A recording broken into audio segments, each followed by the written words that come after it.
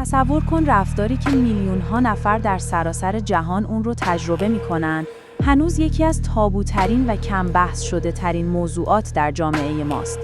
خودارضایی، عملی که علم میگه طبیعیه، فرهنگ گاهی اون رو ممنوع میکنه و روانشناسی از تأثیرات پیچیده اون میگه.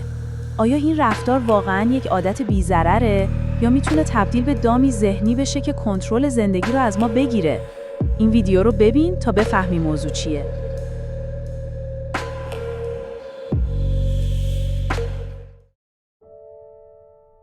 خودارضایی به صورت کلی به تحریک اندام جنسی توسط خود فرد گفته میشه که یک فرایند طبیعی به حساب میاد و بیشتر آدما در طول زندگی تجربهش میکنن. گروه پزشکی آمریکا و سازمان بهداشت جهانی تایید میکنن که این کار به خودی خود نه اعتیادآوره، نه بیماریه و نه ضرر فیزیکی داره. در واقع یه بخش عادی از رشد و کشف بدن در نوجوانی و حتی یه راه برای مدیریت روابط در بزرگسالی محسوب میشه. ولی متاسفانه داخل ایران یه تابو بزرگه و اکثر افراد و چنل‌های توسعه فردی سعی میکنن بد جلوه بدنش و با یه سری ادعای بدون پشتوانه علمی ترس و وحشت ایجاب میکنن. ولی سوالی که پیش میاد اینه که واقعاً ضرری داره این کار؟ خب راستشو بخواین نه، خودارضایی هیچ ضرری نداره، مگه اینکه تبدیل به یه رفتار افراطی برای فرار از واقعیت و مشکلات بشه. یعنی مشکل از خود عمل نیست، از جایگاهی هست که در زندگیت پیدا میکنه. که 3 تا از اصلی ترین مشکلات جسمیش به شرح زیر هستن. 1.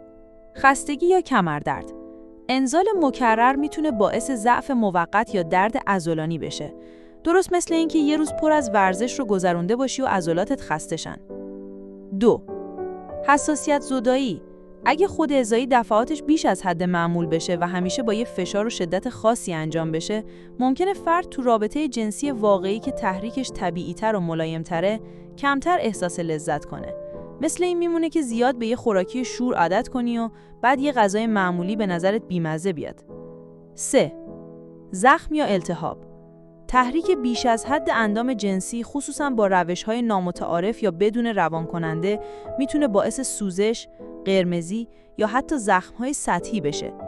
متاسفانه داخل ایران به خاطر دین حاکم خیلی‌ها از روی عقیده روی این کار برچسب حرام میزنن و از این رو با انجام دادنش احساس شرم و گناه میکنن که به بحث ما مربوط نمیشه. اما همین احساس گناه خودش میتونه آسیب روانی بیشتری از خود عمل ایجاد کنه و یه چرخه معیوب از استرس و پناه بردن دوباره به همین عمل رو بسازه.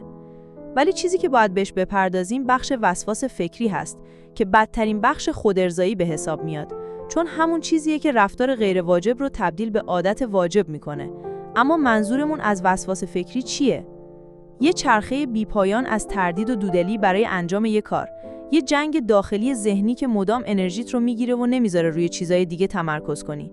اما خب چه ربطی به خودارضایی داره؟ خودارضایی یه پاداش فوری و قوی میده و از این رو مغز یاد میگیره که برای فرار از استرس، بی‌حوصلگی یا تنهایی سریع به این پاداش پناه ببره. حالا دیگه هر وقت یه حس منفی داری، مغزت به صورت خودکار میگه نظرت هست یا نه. خب شاید با خودت بگی این چه مشکلی داره؟ ببین، هنوزم اونقدر مشکل نیست، چون به هر حال به خاطر ترشح دوپامین طبیعیه که تو شرایط سخت ازش استفاده کنی. مثل اینه که بعد یه روز سخت خودتو با یه بستنی دلداری بدی. ولی وسواس از جای شروع میشه که یه گوشه مغزت بهت میگه الان انجامش بده، یه گوشه دیگه میگه ولش کن، وقت تلف کردنه، و هرچی بیشتر بهش فکر کنی بیشتر درگیرشم میشی. این درگیری ذهنی از خود عمل خسته کننده تره. البته از این بدترم میشه. ولی چطوری؟ رابطه خودارضایی با مقدار وسواس فکری مستقیم هست. و این به چه معنیه؟ یعنی هرچی خودارضایی بیشتر به سمت افراطی بره، وسواس فکری هم بیشتر میشه. در واقع اونقدر ذهنت درگیر انجام بدم یا ندم میشه که دیگه فضایی برای فکر کردن به هدفها، کارها یا حتی لذت بردن از زندگی روزمرت باقی نمیمونه. اما وایسا، هنوز تموم نشده. فکر کن یکی تو روز 5 یا 6 بار این کارو انجام بده. خودت بگو امکانش هست تو طولانی مدت به تنهایی رو بیاره یا نه؟ امکانش هست منزوی بشه؟ مسلماً آره.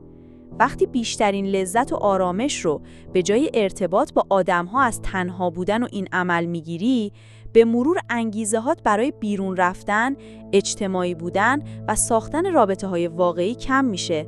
انگار که به خودت عادت میکنی و از دیگران بی‌نیاز میشی، در حالی که این یه نیاز کاذبه. اما خوبی‌های خودارضایی چیا هستن؟ اصلا خوبی هم داره این کار؟ خب، بذار برات بگم. ببین، وقتی از حد تعادل خارج نشه، کلی فایده هم میتونه داشته باشه. 1. فواید جسمی.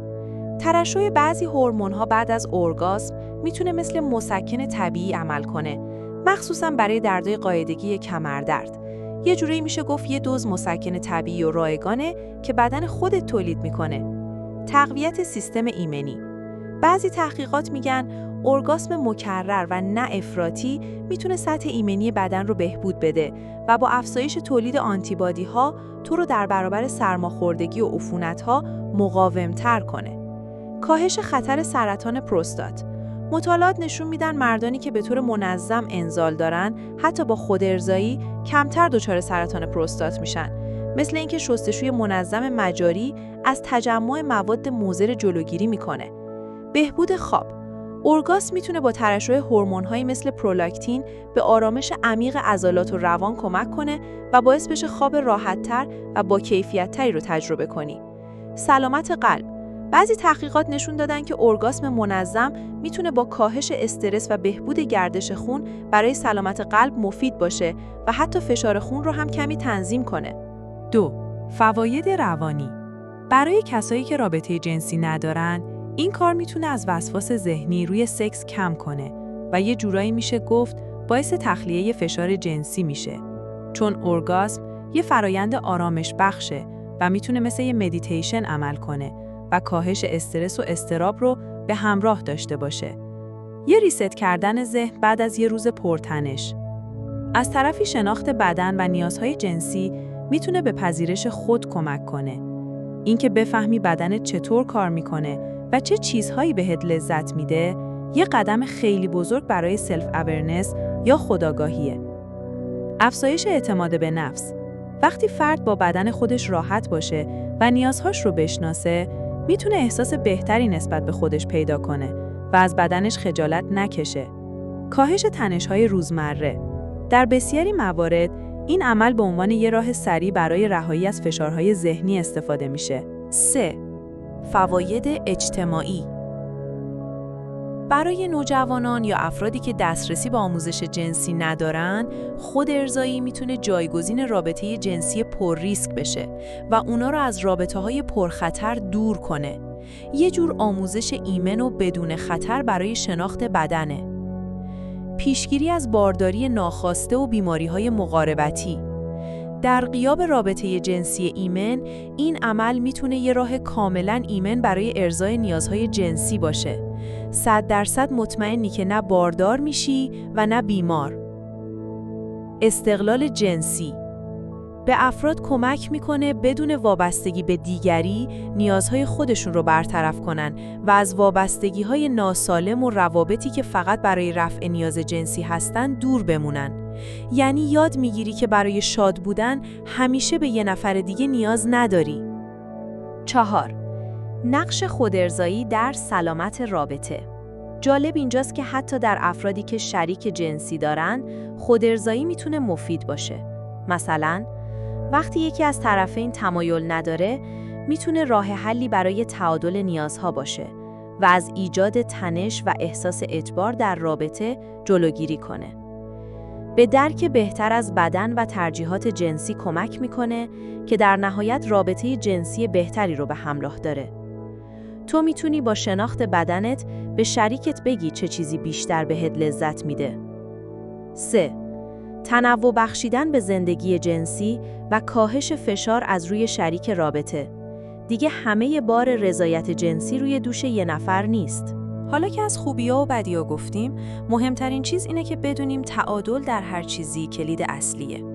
خودارضایی هم وقتی تبدیل به مشکل میشه که کل زمان و انرژی فرد رو بگیره و به کارهای روزمره، درس، کار یا روابط اجتماعی لطمه بزنه. یعنی به جای انجام مسئولیت‌ها داری بهش فکر می‌کنی یا انجامش میدی. جایگزین رابطه انسانی و اجتماعی بشه. وقتی ترجیح میدی تنها باشی و این کار رو انجام بدی تا اینکه با دوستات وقت بگذرونی. باعث احساس گناه و شرم مداوم بشه، چه از نظر فرهنگی و چه شخصی. این احساس گناه میتونه اعتماد به نفس رو نابود کنه. در نهایت باید بدونیم که بدن هر کس با دیگری فرق داره. چیزی که برای یکی طبیعی هست، ممکنه برای دیگری زیاد باشه. مهم اینه که هر کسی با خودش صادق باشه و بتونه تشخیص بده که این عمل داره بهش کمک میکنه یا بهش آسیب میزنه.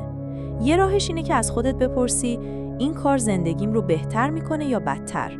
اگه جوابت بدتره، وقتشه که یه فکری به حالش بکنی.